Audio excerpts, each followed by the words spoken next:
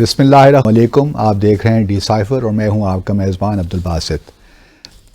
بنگلہ دیش میں ابھی حال ہی میں انتخابات ہوئے اور وہاں جو ٹرن آؤٹ تھا، ووٹرز ٹرن آؤٹ، وہ 42% کے قریب تھا.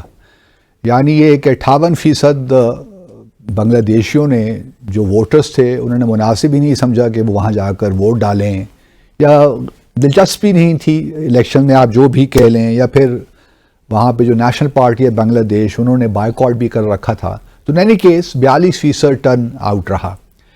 پاکستان میں انتخابات ہونے جا رہے ہیں 8 فروری کو انشاءاللہ. امید تو کی جا سکتی ہے کہ اب انتخابات ہو ہی جائیں گے، اور سیاسی ہنگامہ بھی شروع نہیں ہوا جس طرح کہ دیکھا جاتا ہے ماضی کے انتخابات میں.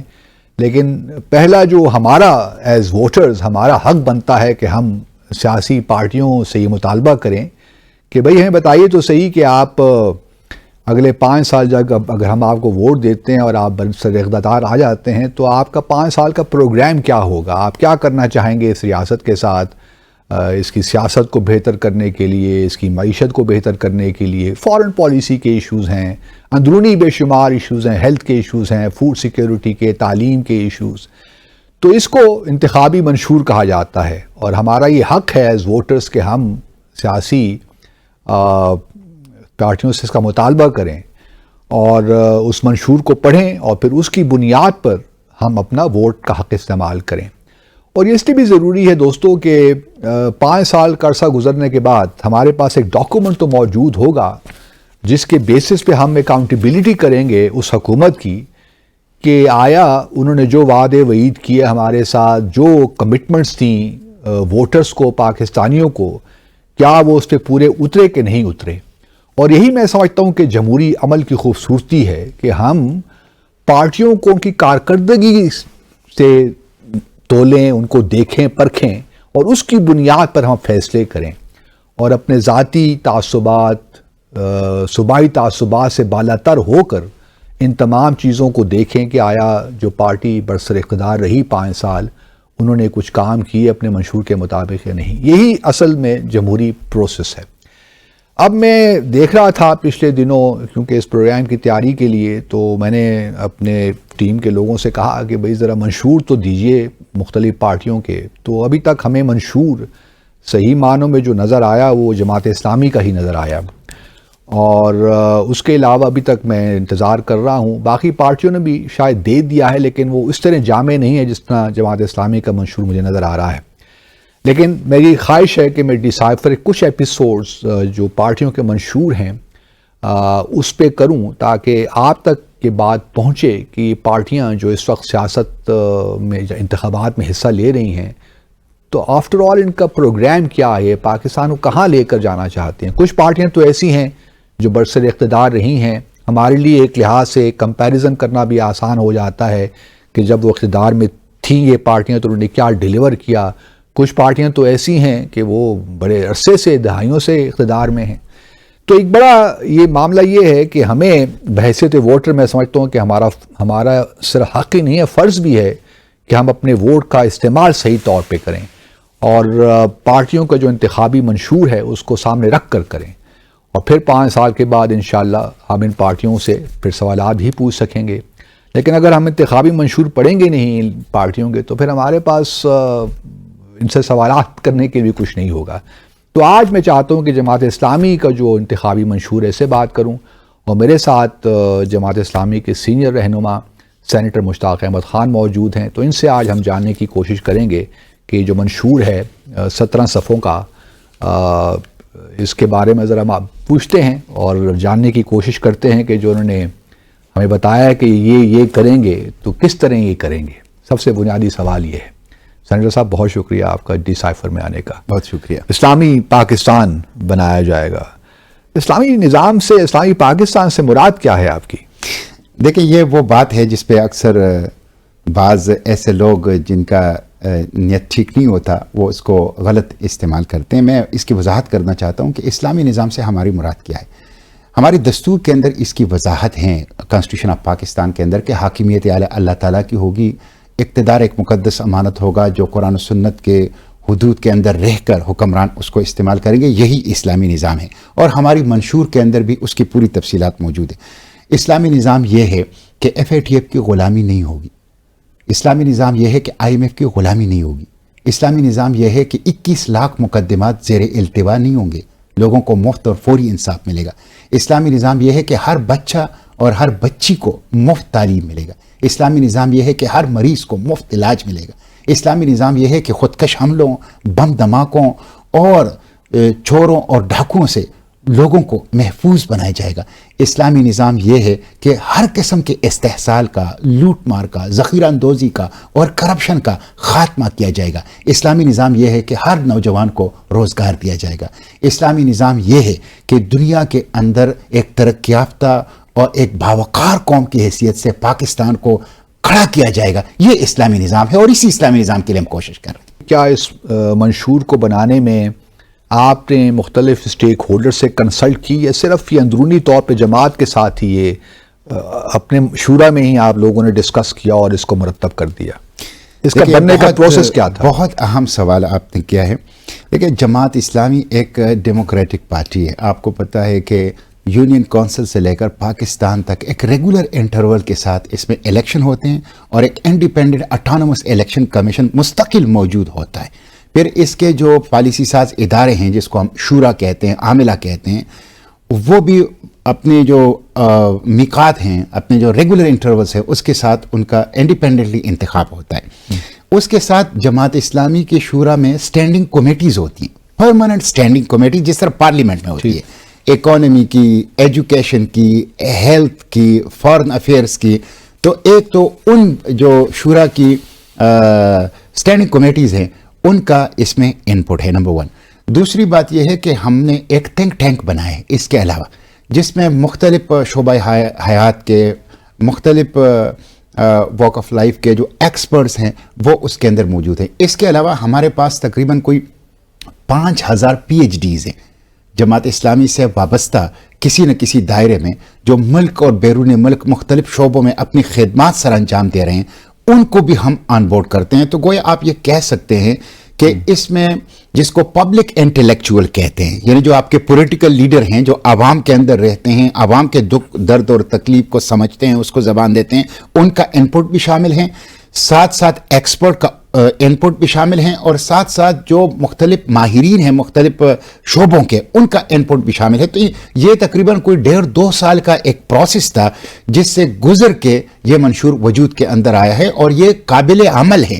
یہ ایسی بات نہیں ہے کہ میں دعوے کروں، نعرے لگاؤں، ٹال کلیمز کروں اور پھر اس کے پیچھے کوئی حقائق نہ ہو، اس کے پیچھے کوئی عملی تدابیر نہ ہو۔ یہ بالکل ایک پریکٹیکل ڈاکومنٹ ہے، اور اس کو اگر ہم پاور میں آئے تو اس کو بالکل آسانی کے ساتھ امپلیمنٹ کیا جا سکتا ہے۔ چلیے، آپ نے کہا کہ پریکٹیکل ہے، اس کا بھی دیکھ لیتے ہیں، آپ سے ڈسکشن کرتے ہیں۔ اچھا، آپ کے انتخابی منشور کے 8 اعلیٰ مقاصد ہیں، جس میں قرآن و سنت کی بالادستی، آئین، جمہوریت اور قانون کی حکمرانی، پاکستان کے عوام کی خوشحالی و ترقی، خوشحال صوبے اور خوشحال معاشرہ، خواتین کو اسلامی حدود میں تعلیم و ترقی کے تمام مواقع، عالمی مالیاتی اداروں کے دباؤ سے آزاد غیر سودی مضبوط معیشت، انصاف، امن، روزگار، تعلیم، علاج اور چھت سب کے لیے، قومی سلامتی، مضبوط دفاع اور آزاد خارجہ پالیسی۔ یہ ہیں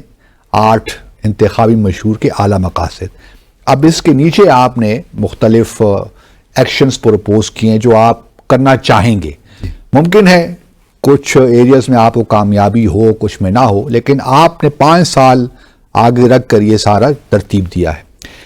پہلے تو میں یہ آپ سے جاننا چاہوں گا کہ اسلامی پاکستان، اس سے کیا مراد ہے اسلامی پاکستان سے؟ کیونکہ ایک ریاست مدینہ کا نعرہ بھی ہم نے سنا، ایک قبائلی نظام تھا ریاست مدینہ کا، وہ حالات مختلف تھے۔ آج گلوبلائزیشن کا زمانہ ہے، مختلف ہمارے مسائل ہیں، مختلف ضروریات ہیں۔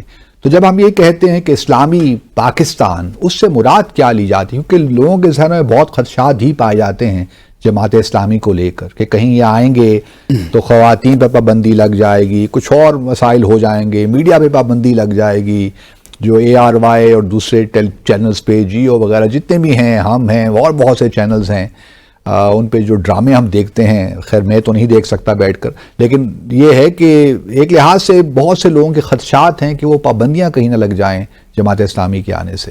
اسلامی پاکستان سے کیا مراد ہے آپ کی؟ جماعت اسلامی کا نعرہ ہے کہ اسلامی پاکستان اور خوشحال پاکستان، اور یہ دستور کا تقاضا ہے۔ آپ اگر پاکستان کا دستور اٹھا لیں تو اس کا جو پریمبل ہے، اس کا جو مقدمہ ہے، اس میں پہلے ہی 2-3 بڑی واضح باتیں کی گئی۔ ایک تو یہ ہے کہ حاکمیت اعلیٰ اللہ تعالیٰ کی ہوگی، دوسرا ہے کہ اقتدار ایک مقدس امانت ہوگی جو قرآن و سنت کے کھینچے ہوئے دائرے کے اندر استعمال کیا جائے گا، اور تیسرا ہے کہ یہ اقتدار منتخب نمائندوں کے ذریعے سے ہوگا، کسی تالے آزما کسی ڈکٹیٹر کے ذریعے سے نہیں ہوگا۔ تو یہ پہلے 3 باتیں بڑی واضح طور پر، مطلب جو بھی کرنا ہے پارلیمنٹ کے تھرو ہوگا، پارلیمنٹ کے تھرو ہوگا، چوزن ریپرزنٹیٹیو کے تھرو ہوگا، قرآن و سنت کے دائرے میں ہوگا، اور حاکمیت اعلیٰ اللہ تعالیٰ کی ہوگی، اللہ اور اس کے رسول کے کھینچے ہوئے دائرے کے اندر اقتدار کو استعمال کیا جائے گا۔ تو یہ دستور کا تقاضا ہے۔ آپ کو پتہ ہے ہمارے دستور کا جو پہلا آرٹیکل ہے وہ یہ، پاکستان کا نام اسلامی جمہوریہ پاکستان، دوسرا ہے اسٹیٹ ریلیجن اسلام۔ اب اسلام ڈوگما نہیں ہے، اسلام سیٹ آف ریچولز نہیں ہے، اسلام وے آف لائف ہے، اسلام پوری زندگی کا۔ تو یہ جو اسلامی پاکستان کیسے ہوگا، یہ منشور اور پاکستان کا دستور، یہ دونوں ہمیں بتاتے ہیں کہ یہ ہوگا اسلامی پاکستان۔ یہ ظاہر اقبال کا خواب بھی تھا، یہ قائد کا خواب بھی تھا، یہ شہدائے پاکستان کی ایک آرزو بھی تھی، اور یہی کانسٹیٹیوشن آف پاکستان کا تقاضا ہے۔ تو دیکھیں اسلامی پاکستان کا مطلب یہ ہے کہ قرآن و سنت کا نظام ہوگا، اور اس کے ساتھ ساتھ قرآن و سنت کے نظام میں بھی تو بہت اختلافات ہیں نا سینٹر صاحب۔ دیکھیں وہ چیز تو ہماری دستور نے واضح کر دی ہے نا، وہ چیز تو ہماری دستور نے واضح کر دی ہے کہ آپ کے دستور کے اندر اس کی روشنی میں اس دستور میں اقدامات ہیں۔ مثلا اس میں آپ ایجوکیشن کی بات کر لیں، آپ صحت کی بات کر لیں، آپ استحصال سے پاک معاشرے کی بات کر لیں، آپ زکوٰۃ، عشر اور صدقات کی نظام کی بات کر لیں، آپ غیر سودی معیشت کی بات کر لیں، آپ ہر قسم کی استحصال سے پاک معاشرے کی بات کر لیں، آپ اس میں منارٹیز کا، بچوں کا، خواتین کے حقوق کے تحفظ کی بات کر لیں، آپ اس میں وہ تمام چیزیں جو آپ کے دستور نے اسی اسلام کے تحت اس کی تشریح میں دیا، وہ موجود ہیں ہمارے دستور کے اندر، وہی اسلام۔ ٹھیک، یعنی یہ جو ایک پروپیگنڈا کیا جاتا ہے، یہ میں سمجھتا ہوں کہ کچھ خاص مقاصد کے تحت، تاکہ اسلام کے نظام سے لوگوں کو، قرآن و سنت کے نظام سے لوگوں کو متنفر کیا جائے۔ ورنہ یہ دستور جو پاکستان کا 1973 کا ہے اور یہ منشور، اس کے اندر اس کی تشریح موجود ہے کہ ایک اسلامی نظام کیسے ہوگا۔ اس کے اندر تعلیم ہوگی، اس کے اندر امن ہوگا، اس کے اندر مفت انصاف ہوگا، وہ استحصال سے پاک ہوگا، اس میں غیر سودی معیشت ہوگی، اس میں اقتدار ایک مقدس امانت ہوگا، اس میں کوئی کرپشن اور کوئی استحصال نہیں ہوگا، اس میں غلامی کی تمام چیزیں نہیں ہوں گی، اس میں سوشل ایولز کو ختم کیا جائے، یہ ساری چیزیں۔ مطلب یہ ہے کہ جماعت اسلامی جو ہے، جو میں منشور پڑھ سکا ہوں، آپ پارلیمنٹ کو زیادہ سے زیادہ مضبوط بنانے کی طرف جائیں گے، جو میں دیکھ سکا ہوں، کیونکہ مثال کے طور پر ہمارے جو انٹرنیشنل ایگریمنٹس ہیں، ابھی تو کیبنٹ اس کو منظوری دیتی ہے، ریٹیفائی کرتی ہے، آپ اس کو بھی پارلیمنٹ کی طرف لے کر جا رہے ہیں، تو اس کا مطلب یہ ہوا کہ جماعت اسلامی جو اس وقت جمہوری نظام ہمارے ہاں ہے، اس میں کوئی چینجز نہیں کرنا چاہتی۔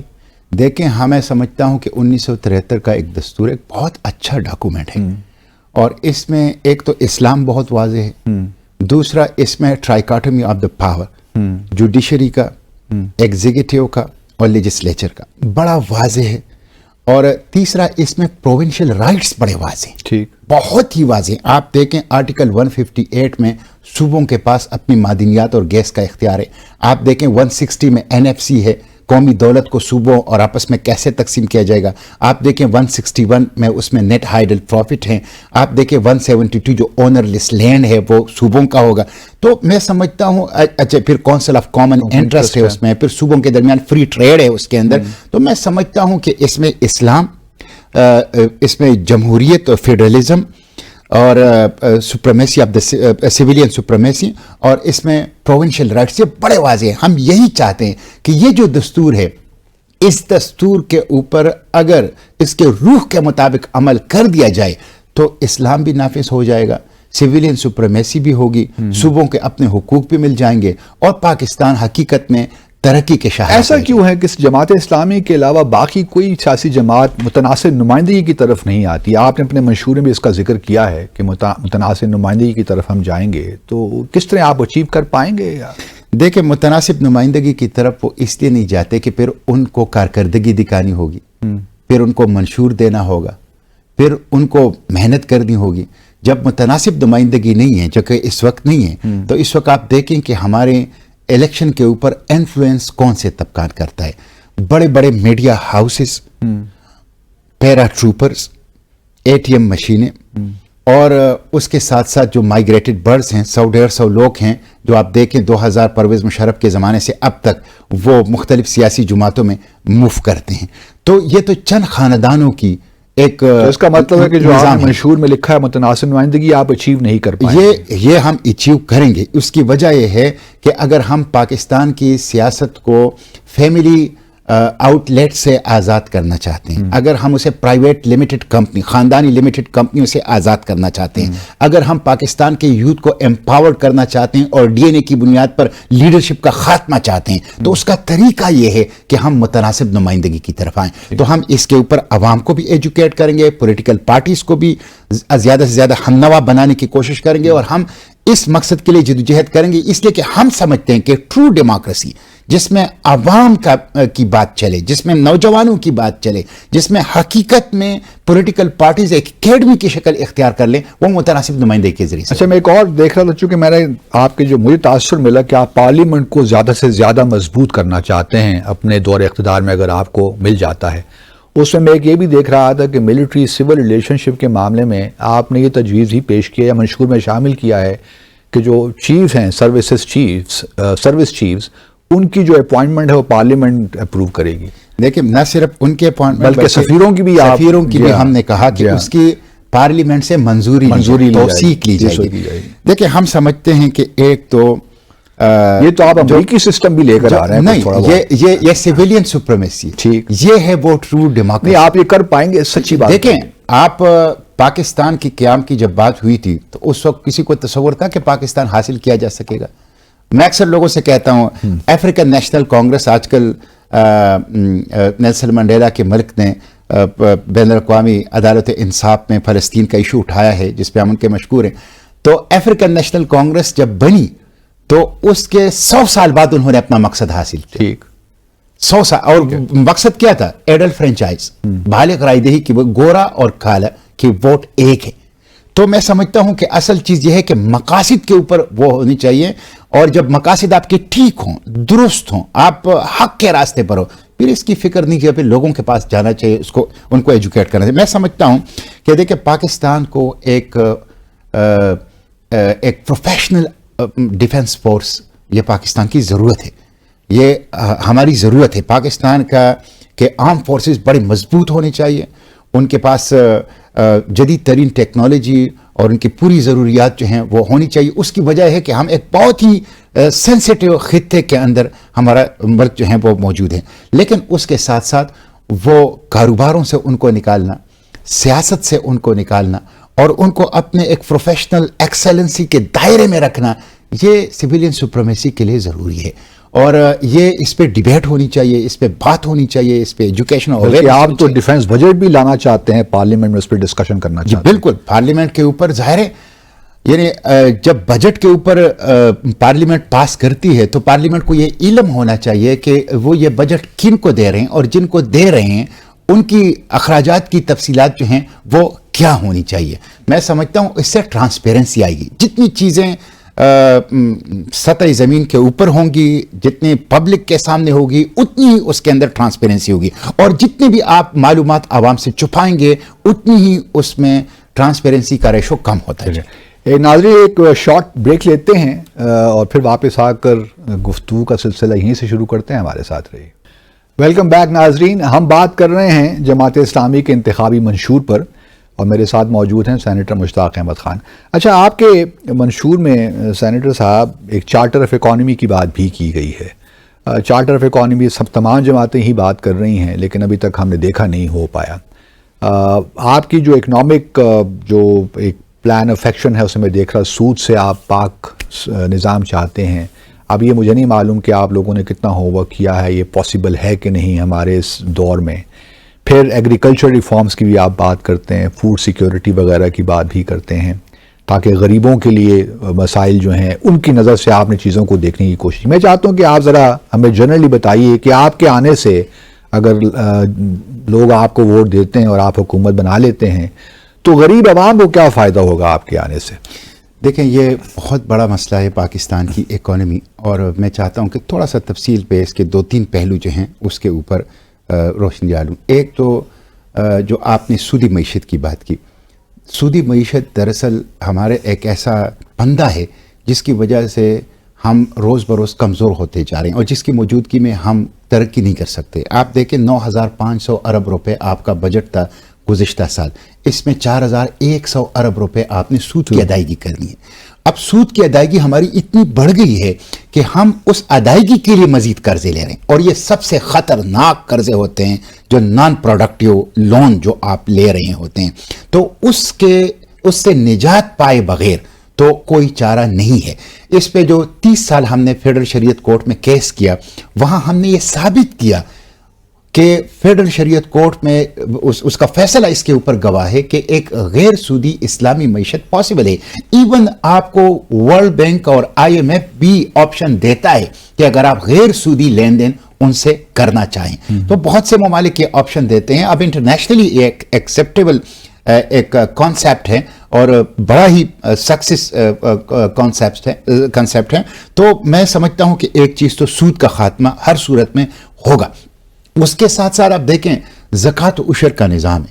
زکوٰۃ کا مطلب یہ ہے کہ آپ 2.5% لیتے ہیں اور 2.5% دیتے ہیں, 5% گیپ کم ہو جاتا ہے.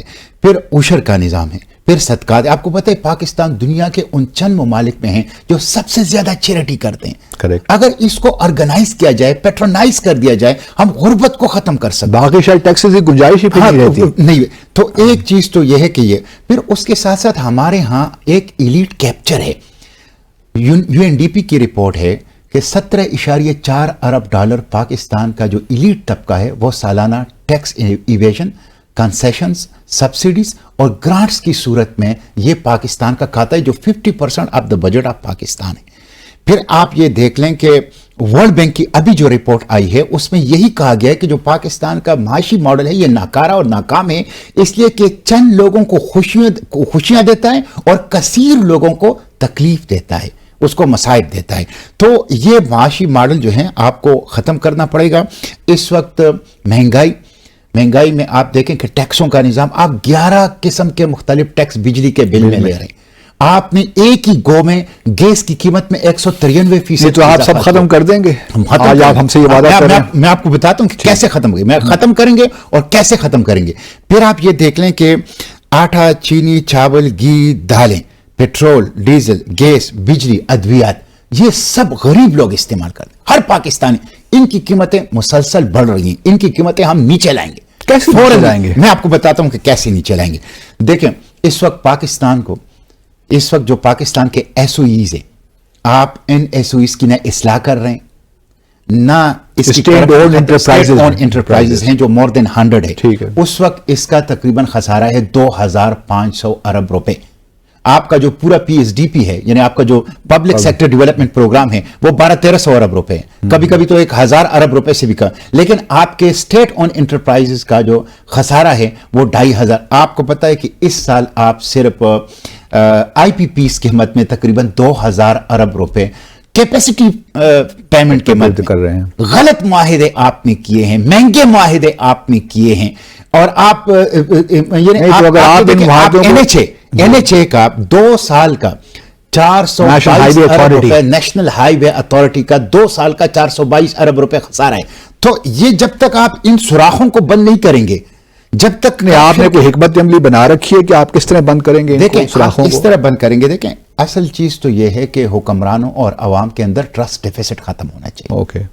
یہ ٹرسٹ ڈیفیسٹ آپ اندازہ کر لیں کہ جب ترکی کے اندر زلزلہ آیا تو ایک پاکستانی امریکہ کے اندر ٹرکش ایمبیسی کے اندر گیا اور $ملینز اردوغان کو دیے, اور اس نے اپنا نام بھی نہیں بتایا. آپ کو یاد ہوگا بڑا مشہور ہو گیا تھا اور اردگان نے اس کا شکریہ ادا کیا تھا. کیوں؟ ٹرسٹ ڈیفیسٹ نہیں تھا. جب ہمارا ٹرسٹ ڈیفیسٹ نہیں ہے, ہم بغیر حکومت کے اس وقت پاکستان کو سب سے بڑا ایمبولینس نیٹ ورک دے رہے ہیں, سب سے بڑا ایمبولینس. ہم بغیر حکومت کے اس وقت سب سے زیادہ یتیموں کو پال رہے ہیں. سے بڑا بھی نیٹ ورک ایمبولینس کا سب سے بڑا نیٹ ورک پاکستان الخدمت, سب سے زیادہ یتیموں کو پال رہے ہیں. اس وقت ہم پاکستان میں سب سے زیادہ شفا خانے چلا رہے ہیں. ارتھ کویک ہو, فلڈ ہو, کیلیمیٹیز ہو, مین میڈ میزریز ہوں. نہ صرف پاکستان میں, ابھی میں خود غزہ گیا اور اپنے ہاتھوں سے غزہ کے بارڈر پر 90 ٹن جہاز میں نے وہ ایجپشن ریڈ کریسنٹ کے حوالے کیا.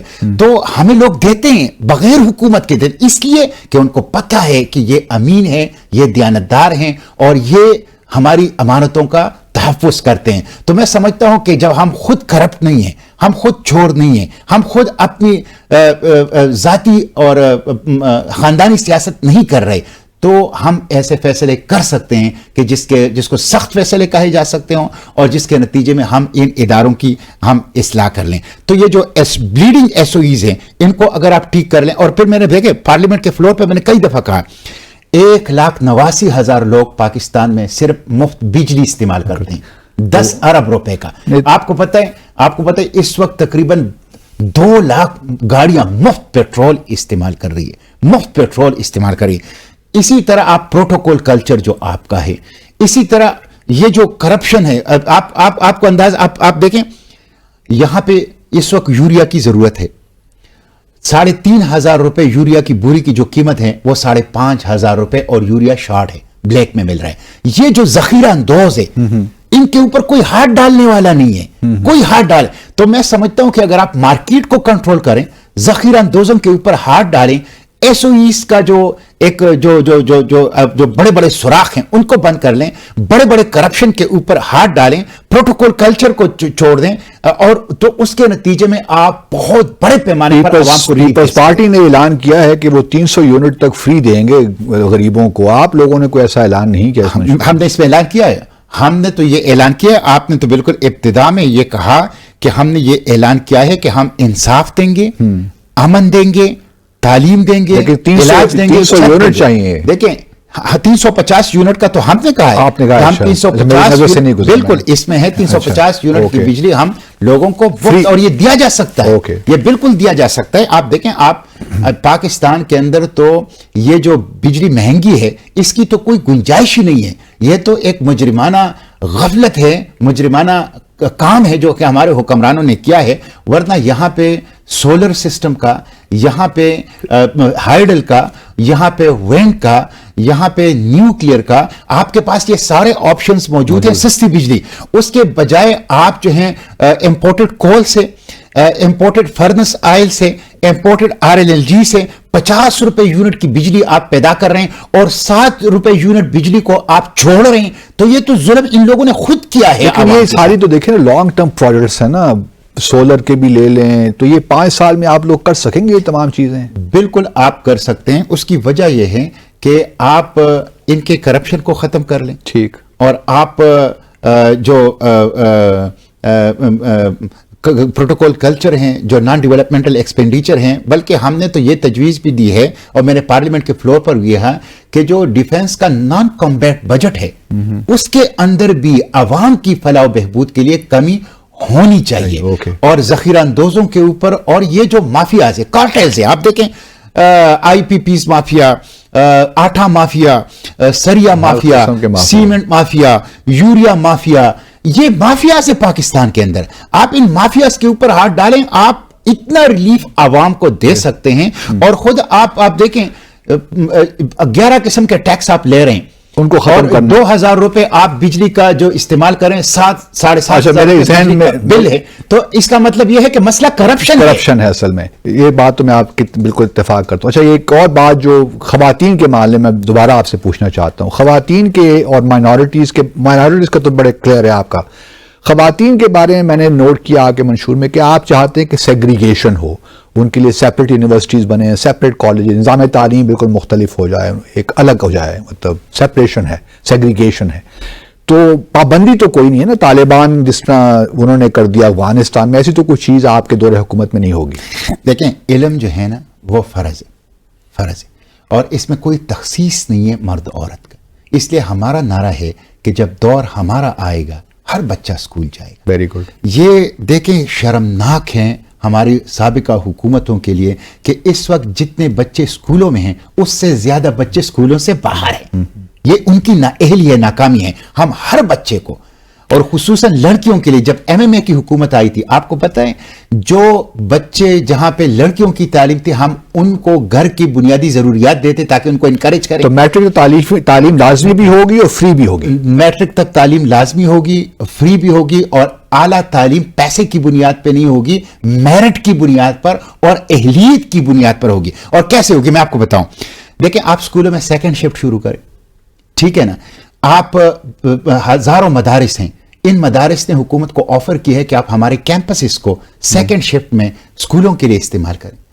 آپ مساجد, لاکھوں مساجد ہے, آپ کمیونٹی سطح پہ بات کر لیں, آرگنائز کر لیں سوسائٹی کو, ان مساجد کو اسکول کیمپسز میں تبدیل کر لیں اور لوگوں کو لکھنا پڑھنا, لوگوں کو بنیادی تعلیم وہاں پہ. لیکن اگر آپ کے اندر ایک مشنری جذبہ ہو تو آپ چند سالوں میں اس پوری قوم کو آپ تعلیم یافتہ بنا سکتے ہیں. اور جہاں تک خواتین کی تعلیم کے اوپر خصوصی توجہ اس لیے ہوگی کہ جب آپ خواتین کو تعلیم سے محروم کرتے ہیں تو آپ بچے کا پہلا مکتب اور پہلا مدرسہ جو ماں کی گود ہوتا ہے آپ اس کو تعلیم سے محروم کر دیتے ہیں. تو میں سمجھتا ہوں خواتین کی تعلیم بہت زیادہ ضروری ہے, اور اسلام میں کوئی ایسی تخصیص نہیں ہے دینی اور عصری تعلیم کا اور اس کے ساتھ ساتھ خواتین اور کام کے حوالے سے بھی کوئی مسئلہ نہیں ہوگا, کوئی ایشو نہیں ہوگا. دوسرا مجھے تو اچھا میں آپ کو ایک اور بات بتاؤں. یہ میں سمجھتا ہوں صرف جماعت اسلامی ہے کہ جنہوں نے اپنے منشور میں لکھا ہے کہ وہ لوگ ہم قانون سازی کریں گے, وہ لوگ جو اپنے گھر کے خواتین کو اپنی وراثت میں حصہ نہیں دیں گے وہ الیکشن نہیں لڑ سکے. بالکل, وہ الیکشن نہیں لڑ سکے. ہم نے اپنے منشور کے اندر لکھا ہے اور صرف جماعت اسلامی نے اپنے منشور کے اندر لکھا ہے. ہم نے یہ لکھا ہے اور میں نے اس کے لیے سینٹ کی اسٹینڈنگ کمیٹی سے قانون پاس کر لیا ہے, اب سینٹ سے پاس ہوگا, کہ جو ریپ کے مجرم ہیں, ریپسٹ ہیں, ان کی پبلک ہینگنگ کی جائے تاکہ ڈیٹرنس ہو اور ہم اپنے بچوں اور بچیوں کو محفوظ بنا سکیں, جو ایک بہت بڑا خطرہ ہے ہمارے بچے اور بچیوں کے لیے. تو ہم جو ہیں اپنے خواتین کو محفوظ بھی بنائیں گے, ان کو تعلیم بھی دیں گے, ان کو صحت بھی دیں گے, ان کو روزگار بھی دیں گے, اور ان کو معاشرے کے اور ملک کی ترقی کے لیے بھرپور مواقع فراہم کریں. میں دیکھ رہا تھا آپ کے منشور میں کہ آپ نے مختلف صوبوں کے حوالے سے ہی بات چیت کی ہے. صوبہ بلوچستان آپ نے سر فہرست رکھا ہے اس کو, پھر سندھ, پھر خیبر پختونخوا, پھر بلوچستان, اور پھر ساؤتھ پنجاب کو بھی آپ سیپریٹ صوبہ بنانا چاہتے ہیں. کراچی پہ آپ نے خاص فوکس کیا ہے کہ کراچی شہر کا آپ نے خاص طور پہ ذکر کیا, باقی کوئی شہروں کا ذکر میں نے نہیں دیکھا. تو اس سے مجھے یہ بھی تاثر ملا کہ کراچی ایک زمانے میں جماعت اسلامیہ گھڑ ہوا کرتا تھا. ابھی جو لوکل الیکشنز ہوئے, امیر العظیم اپنے حافظ نعیم الرحمان صاحب میئر بنتے رہ گئے کراچی کے, تو کراچی پہ اتنا فوکس کیوں؟ دیکھیں کراچی پہ فوکس نہیں ہے, صوبوں پہ بھی فوکس, ٹھیک, صرف کراچی پہ نہیں ہے. کراچی پہ تو اس لیے کہ کراچی ایک محسن شہر ہے, کراچی منی پاکستان ہے, وہاں پاکستان کے ہر ضلع کے لوگ آپ کو مل جائیں گے. کراچی ایک ایسا کھلے دامن والا شہر ہے کہ جہاں سے بھی جو جاتا ہے وہاں اس کو روزگار فراہم کرتا ہے. تو ہم کراچی کو ایک دفعہ پھر عروس البلاد, روشنیوں کا شہر بنائیں گے, اور منی پاکستان ہوگا, امن ہوگا, پاکستان کے ہر حصے کے لوگوں کے لیے وہاں پہ روزگار ہوگا. تو ایک تو کراچی 60% آپ کا جو ریونیو ہے وہ وہاں سے جنریٹ ہوتا ہے, آپ کی بندرگاہ وہاں پہ ہے, وہ پاکستان کی معاشی شہرگ ہے. کراچی خوشحال ہوگا, پاکستان خوشحال ہوگا. اس طرح بلوچستان جو جی بی گلگت بلتستان سے جی بی گوادر بلوچستان, یہ G B to G B دونوں کو بہتر کر دیں, اس جی بی کو بھی بہتر کر دیں. اس جی بی یہ رچ ہیں نیچرل ریسورسز پہ, تو انشاءاللہ یہ جبری گمشدگیاں ختم ہوگی, یہ ایکسٹرا جوڈیشل کلنگ ختم ہوگا, بلوچستان کو امن آئے گا, خیبر پختونخوا کو امن آئے گا, اور ان کے جو قدرتی دولت ہے, نیچرل گیس ہے, منرلز ہیں, اور ان کے باقی جو ان کے اوپر جو کانسٹیٹیوشن نے ان کو اختیار دیا ہے, یہ ہم انشور کریں گے کہ اس دستوری اختیار کو نئے پروونسز میں آپ صرف ساؤتھ پنجاب کو نیا پروونس دیتے ہیں, ساؤتھ پنجاب کو بھی نیا پروونس, اور دوسرے بھی انتظامی لحاظ سے اگر کنسنسس ہو تو انتظامی لحاظ سے, اس لیے کہ دیکھیں ہم نے اپنے منشور کے اندر ایک empowered local government system بھی رکھا ہے, اور ہم نے یہ طے کیا ہے کہ ہم اقتدار میں آئیں گے تو ہم local government system کو constitution کا حصہ بنائیں گے, ایک علیحدہ چیپٹر اس کا شامل کریں گے, تاکہ ایک ایسا local government system ہو کہ جو انڈیپینڈنٹ ہو, empowered ہو, فائنینشلی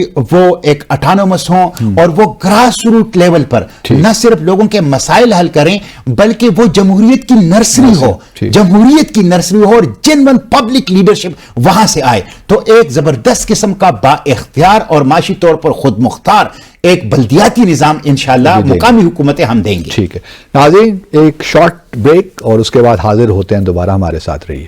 ویلکم بیک ناظرین. اچھا سینیٹر صاحب, آپ جو آپ کا منشور ہے اس کے مطابق آپ اسٹوڈنٹ یونین بھی بحال کر دیں گے, یہ بھی ایک آپ کے منشور میں نے دیکھا. پھر اوورسیز پاکستانیوں کو ووٹ کا حق نہ صرف دیں گے بلکہ ان کو پارلیمنٹ میں بھی الیکشن میں بھی لڑنے کا ایک وہ بھی آپ کنسیڈر کریں گے, اس پہ فائنل ڈیسیشن نہیں ہے. دیکھیں عبدالواجد صاحب, یوتھ ہمارا بہت بڑا سرمایہ ہے. اوورسیز پاکستانی ہمارے ہیروز ہیں, ہمارے محسنین ہیں. اس وقت ہماری اکانومی اگر چل رہی ہے تو ہمارے ایکسپورٹ سے زیادہ ہمارے اوورسیز پاکستانیوں کی ریمیٹنسز ہے, جس کی وجہ سے اس لیے ان دو طبقات کو ہم نے خصوصی طور پر فوکس کیا ہے. یوتھ کے لیے میں اگر ایک جملے میں بتا دوں, 3 E's پروگرام ہے: ایجوکیشن, امپلائمنٹ, انگیجمنٹ. ایجوکیشن, مفت ایجوکیشن, اعلیٰ تعلیم بھی میرٹ کی بنیاد پر.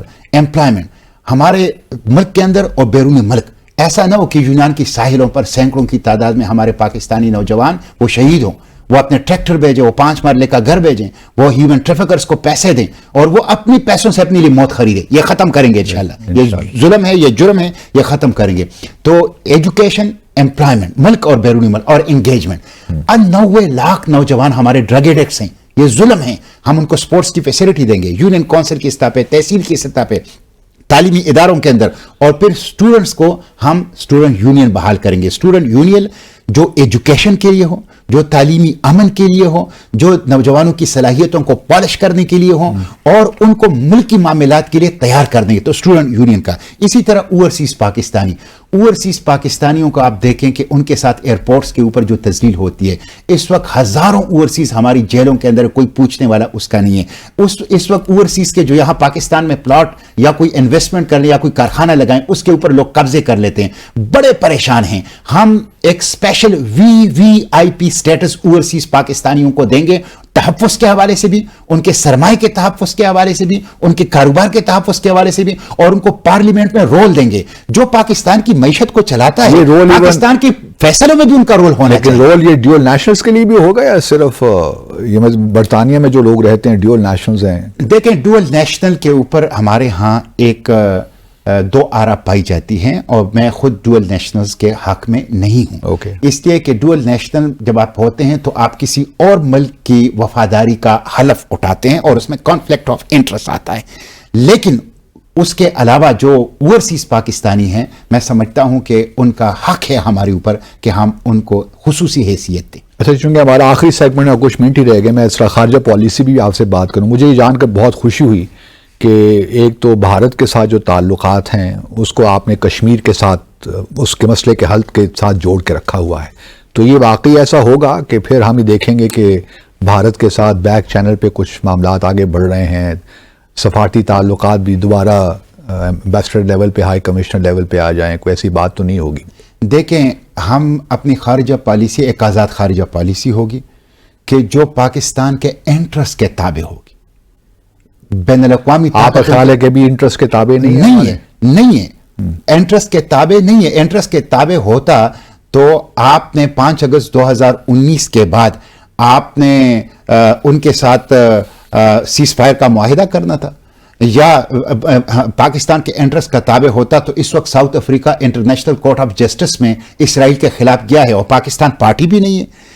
تو آج یمن کے اوپر حملہ ہوا ہے اور ہم ابھی تک ہمارا کوئی اس کے اوپر مذمتی بیان تک نہیں آیا.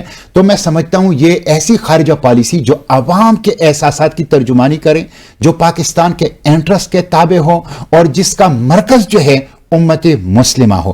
میں سمجھتا ہوں کہ کشمیر کی آزادی کا ہم روڈ میپ دیں گے, तमाम स्टेक होल्डर्स को ऑन बोर्ड करके कश्मीर की आज़ादी का जो कि हमारा शेरग है, हमारे ऊपर उनका एक कर्ज है, उन्होंने जो कुर्बानी दी है, उसका एक बाकायदा रोड मैप देंगे जो बिल्कुल वाज़ेह होगा कि किस तरह हम कश्मीर को आज़ादी, जिसमें उसका सफारती एस्पेक्ट भी, माशी एस्पेक्ट्स भी, अस्करी एस्पेक्ट्स भी और पॉलिटिकल एस्पेक्ट भी, हर हवाले से एक कॉम्प्रहेंसिव प्लान कश्मीर की आज़ादी का देंगे। और अल-कुद्स शरीफ और फ़लस्तीन की आज़ादी, ये हमारा कॉर्नर स्टोन होगा हमारी पॉलिसी का। उम्मत मुस्लिमा को हम मुत्तहिद करेंगे, उम्मत को महफूज बनाने के लिए अपना किरदार अदा करेंगे। इस वक्त जो सूरत और आपने एक तजवीज़ी पेश किया कि मिनिस्टर ऑफ स्टेट आप एक कश्मीर फॉर कश्मीर भी अपॉइंट करेंगे। बिल्कुल, कश्मीर के लिए स्पेशल एक मिनिस्टर ऑफ स्टेट, वजीर मुमलिकत, वो अपॉइंट होगा जिसका काम ये होगा कि मुल्क और बैरून मुल्क कश्मीर की आज़ादी के ऊपर फोकस करें और उसके ऊपर यकसुई से कोशिश करे, जद्दोजहद कर मुल्क और बैरून। अच्छा, चाइना के साथ भी आप ताल्लुकात को स्ट्रेटेजिक इंपॉर्टेंस दे रहे हैं अपने मंशूर में कि ये जो इस वक्त चाइना के साथ ताल्लुकात हैं वो बेहतरीन होंगे, उसको बढ़ाया जाएगा। सी पैक के हवाले से आपने मंशूर में बात की, फिर सऊदी अरेबिया, टर्की, ईरान और अफगानिस्तान का ख़ास तौर पर आपने जिक्र किया। देखें, हमारे अफगानिस्तान हमारा पड़ोसी है और 40 साल हमने उनकी खिदमत की है। हम ये जो खिदमत हमने की है, हम इसको दरियाबुर्द नहीं होने देंगे। हम इस खिदमत को पाकिस्तान और अफगानिस्तान, क्या अगर वो टीटीपी को सपोर्ट करते रहे तो फिर क्या करेंगे? मैं समझता हूं कि ऐसा नहीं है। अफगान हुकूमत बार बार कह चुकी है कि अफगानिस्तान की सरजमीन पाकिस्तान के खिलाफ इस्तेमाल नहीं होगी। हम उनके साथ, लेकिन हो तो रही है ना सेनेटर साहब। देखें, मैं समझता हूं कि हम उनके साथ बैठेंगे, उनके साथ बात करेंगे और मुझे यकीन है कि पाकिस्तान और अफगानिस्तान के अंदर इतनी यकसानियत है, इतनी ज्यादा कदर मुश्तरक है, मुश्तरका अक़दार है कि हम इस मसले को बातचीत के जरिए से हल कर सकते हैं। इसी तरह ईरान के साथ मजबूत ताल्लुकात, चाइना के साथ, चाइना की जो हमारे साथ ताल्लुकात है, आप देखें J-17 थंडर को आप देख लें, आप सीपेक को आप देख लें, आप पाकिस्तान के अंदर चाइनीज की दीगर वो देख लें। पाकिस्तान की इकोनॉमी के लिए चाइना की बहुत बड़ी अहमियत है, उनके ताल्लुकात की। इसी तरह तुर्की का, मलेशिया का और सऊदी अरब का, गल्फ कंट्रीज का, ये ऐसे ममालिक हैं कि जिन आप ये समझते हैं कि जमात इस्लामी के पास एक कैपेसिटी है कि वो सऊदी अरब, खलीजी ममालिक से इन्वेस्टमेंट भी ले सके, ईरान के साथ भी ताल्लुकात को बढ़ा सके, या आप चीजें कर सकते हैं? देखें, जब आपकी पॉलिसी पाकिस्तान सेंट्रिक होगी, जब आपकी पॉलिसी उम्मत सेंट्रिक होगी, तो आप ये काम कर सकते हैं। लेकिन जब आपकी पॉलिसी इस्तेमारी ताकतों के ताबे होगी और FATF और IMF